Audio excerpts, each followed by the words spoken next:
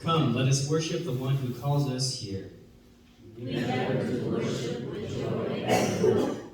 Come, let us worship the one who desires our hearts. We bring our whole selves in worship to our God. Come, let us set aside all that distracts us from true worship. We come as we are and ask the Spirit to gather us in and direct our vision. Come, let us worship the one who calls us here. We are here to worship with all that we are.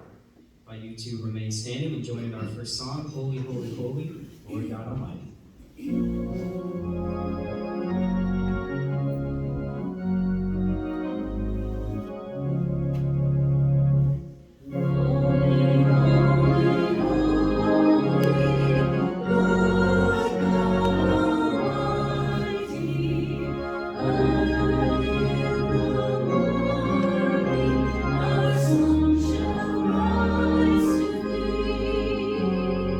Holy, holy, holy.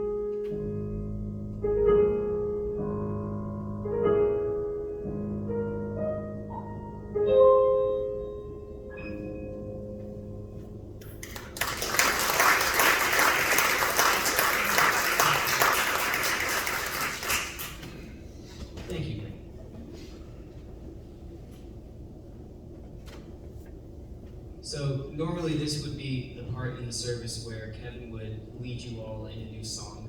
Trust me when I tell you, you don't want me to be doing that. So luckily we decided against doing that for this week. Our text this morning comes from the book of Genesis, chapter 35, verses 1 through 4.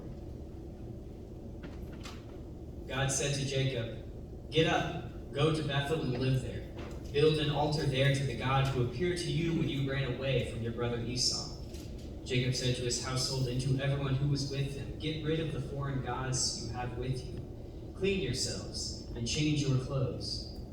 Then let's rise and go up to Bethel, so that I can build an altar there to the God who answered me when I was in trouble, who has been with me wherever I've gone."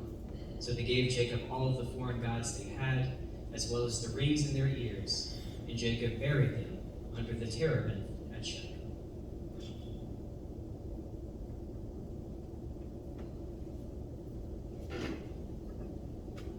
So I looked this text for a while, trying to figure out exactly what I wanted to say about it.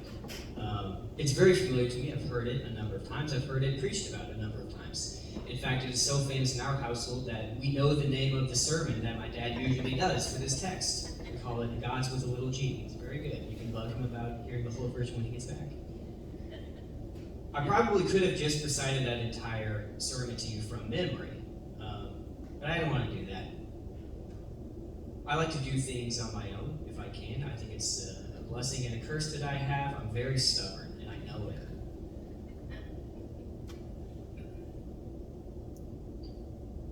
So this text is to be the first in a new series called Renewing the Covenant. So what does that mean, you might ask? Well, I have a definition for us here of a covenant.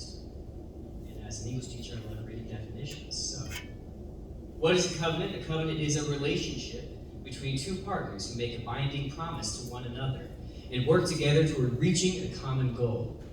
They're often accompanied by oaths, signs, and ceremonies, and covenants define obligations and commitments, but they are different from a contract because they are relational and personal.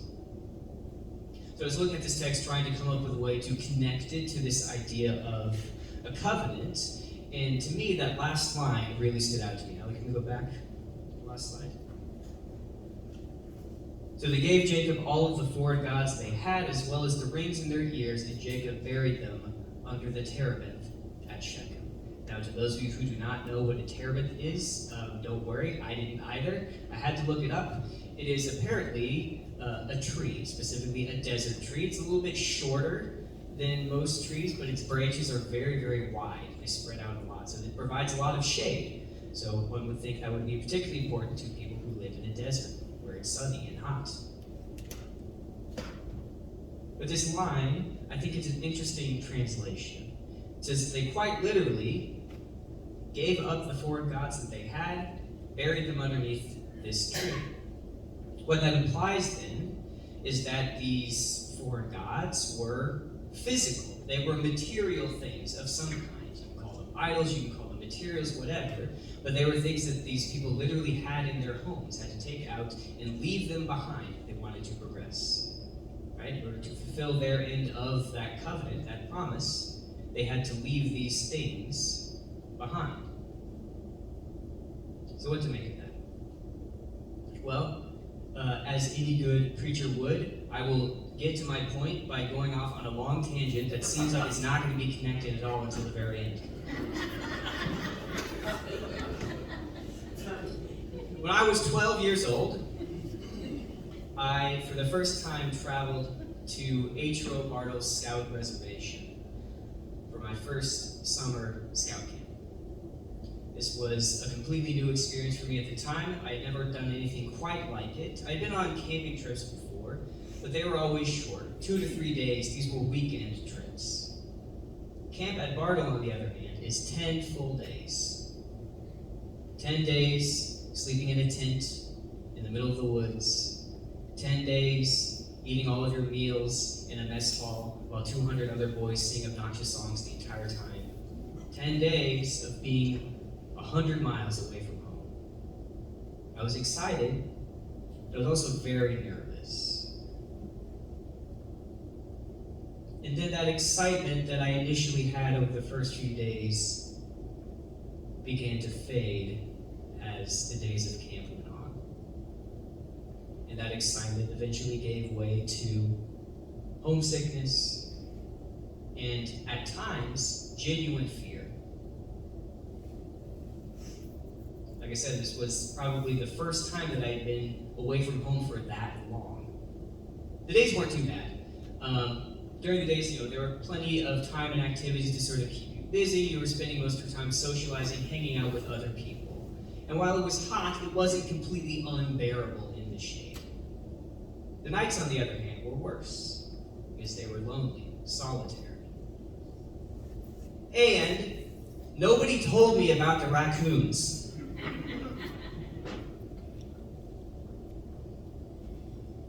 H. Bardo, for those of you who have never been there or might not know anything about it, is pretty much the perfect quintessential habitat for raccoons. It juts up against the woods. It is filled with hundreds of boys who have little better to do during the day except for snack, and subsequently leave those snacks on the ground. And maybe most importantly, there are very few doors or walls that would prevent these raccoons from getting into places that they wanted to get into. And I was terrified of them. Because if you've never heard the sound of a dozen raccoons fighting over food at 1 a.m., it's pretty unsettling. Especially to a 12-year-old, his first real time away from home and away from his family.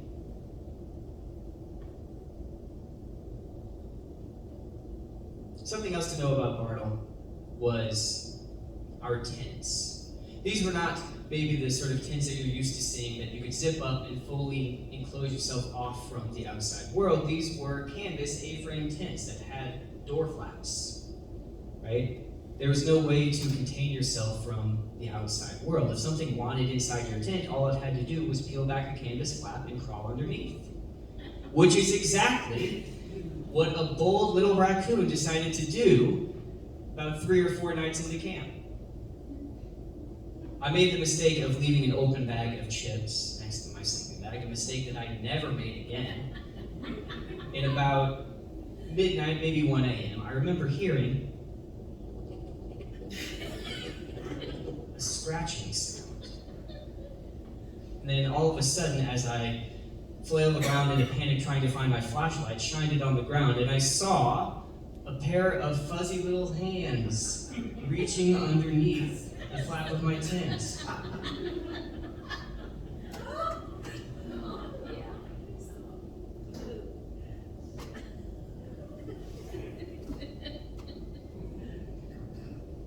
Followed by the hands came a head.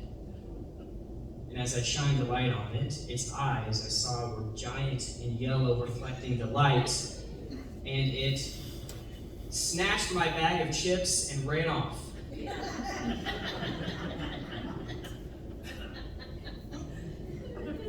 I never saw those chips again. But it really unnerved me. It made me terrified. You can go to the next slide. I didn't really sleep much the rest of the night. And by the time the morning came, I was done. I said, you know what, this has been a great experience. I think I've had enough of nature for one lifetime. So I went up to all of my scoutmasters and I pleaded my case as logically as I could of here's why you should let me go home early.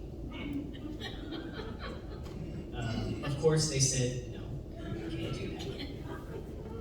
But after a full day of hearing me beg and plead and reason with them, finally one of my scoutmasters, I believe was a man named Mr. Eads, was able to calm my nerves just a little bit. He did that by teaching me about raccoons. I think there's something to be said about things that we do not understand typically tend to be more scary than the things that we do.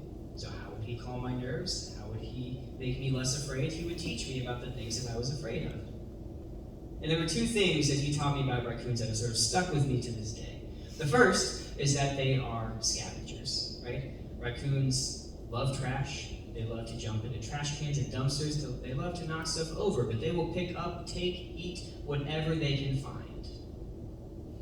They don't attack humans unless they absolutely have to. They're generally harmless, if not mischievous. But they will take anything they can get their hands on. So if we wanted to be rid of them, we had to leave our campground spotless. Pick up after ourselves, make sure that everything was thrown away, no leftovers, no trash. Every time we left the camp, make sure that everything was packed away, especially before bedtime. And once we started doing that, sure enough, for the most part, the raccoons left our campsite alone. They went on to the other campgrounds with the Messer boys. The second thing he taught me about raccoons is that they are very greedy and they love shiny things. They love shiny things so much, in fact, that they're actually really easy to catch. Mr. Eads said, you can do it with a glass bottle if you set it up right, as long as it's the right size and shape. All you have to do, he said, if you want to catch a raccoon, is take a glass bottle, fasten an anchor to it, maybe you tie it to a heavy rock or wedge it into a tree stump, but you just have to make sure it's attached to something that is too heavy for a raccoon to be able to lift. Then, take something shiny. That could be a coin, it could be a balled up piece of aluminum foil, it doesn't really matter, as long as it's shiny enough to get their attention, stick it inside the bottle. What'll happen next is the raccoon will go up, see the shiny thing in the bottle, reach its hand in through the mouth, grab hold of that shiny thing, but now that it's holding the shiny thing, its fist is too big to pull back out of the bottle. And raccoons, as we know, are greedy. They will not let go of that shiny thing. They will pull and they'll pull and they'll pull. They refuse to let go. They will pull for so long that they literally pass out from exhaustion before they would dare let go of that shiny thing. As I've gotten older, I've grown maybe a little skeptical of that tale. Maybe it's a little exaggerated. I'm sure at some point a raccoon would probably let go, but it makes for a fantastic metaphor, so we're going to roll with it. Because I think that sometimes we are just like raccoons. Many of us have those things in our life that if we would just let go of them, if we would just bury them beneath the terebinth tree and move on, our life would be better. These are often things that we've tricked ourselves into thinking that we need, but we don't. And we become so perplexed when we get trapped by these things, when all we had to do all along was just let go of them. Trust in God, our partner in the covenant, to fulfill his end. Now, I can't tell you what those things might be for you. Maybe like the people in Genesis, they are material things, physical things, idols, or things that we have become addicted to, right? Many of us have something like that. But those aren't the only shiny things in our lives. Things that we desperately cling to when we shouldn't. Maybe for you, that thing that you have to let go of is a toxic relationship with another person. Maybe that thing that you need to let go of is an unhealthy work-life balance. Maybe that thing you need to let go of is a set of unreasonable rules or expectations that you have placed upon yourself. Maybe it is a set of old habits that you once developed that are no longer necessary. Maybe it is an image that you've constructed in your mind about how your life should be, but isn't. An image that you use to fixate on and hold up in comparison against the life that you are currently living, using it to overanalyze all of the places where you feel like you've failed or come short. Like I once did. We only harm ourselves by clinging tight to those shiny things. We are encouraged instead to let go, to bury our past gods under the terebinth tree, to clean ourselves and maybe our campground while we're at it, and come as we are, to put our confidence into God, who's been with us wherever we go, to renew that covenant. Don't let yourself become trapped by your own stubbornness. Trust. Let go. Let's pray. Gracious God, we declare to you that we will not get stuck along the path of spiritual development, clinging tight to those shiny things, material or emotional. We trust you as our partner in this covenant to give us the tools that we need in times both good and bad. 175 years might seem like a long time for a church, but we know that you have been with us for much, much longer. We promise this and pray in your name and in the name of the one who taught us to pray, saying, Our Father, who art in heaven, hallowed be thy name. Thy kingdom come, thy will be done, on earth as it is in heaven. Give us this day our daily bread, and forgive us our debts, as we forgive our debtors. And lead us not into temptation, but deliver us from evil. For thine is the kingdom, and the power, and the glory forever. a few announcements real quick. Board meeting scheduled for October 2nd, the first Sunday in October. Later on that same week, on Wednesday, we'll be hosting a men's fellowship dinner. All are invited. It will be October 5th at 6:30 p.m. And then the following Sunday, October 9th, our 175th anniversary, which we'll be celebrating with a potluck lunch. So we welcome you to come, bring food, enjoy some company, and a delicious lunch. You can remain seated as we sing our communion song, Fill My Cup, Lord.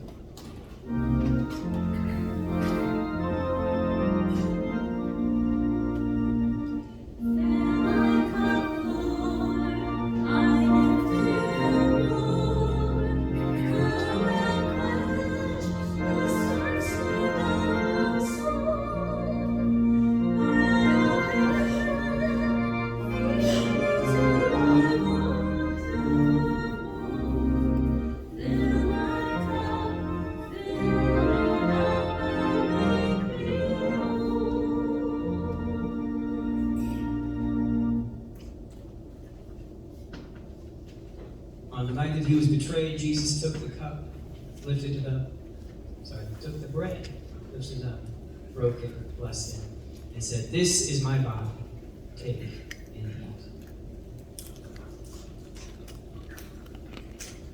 After supper, he took the cup, lifted it, blessed it, and said, "This is my blood, the blood of a new covenant. Drink in remembrance of me."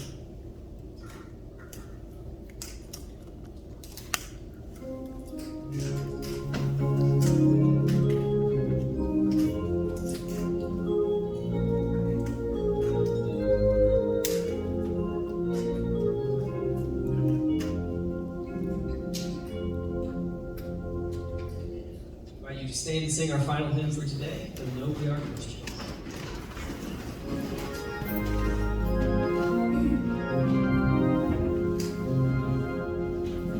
We are one in the Spirit, we are one in the Lord.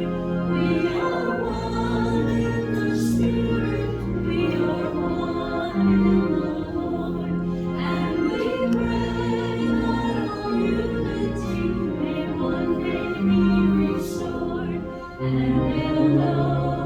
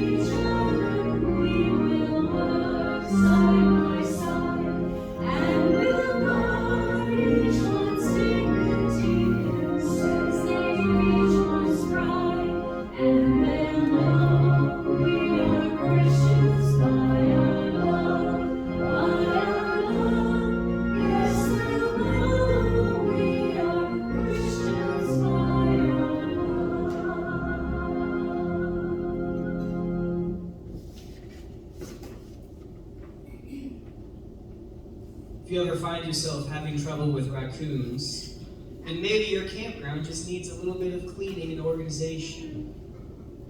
As you go off into the wilderness today, never forget the covenant that was and still is. You aren't in this alone.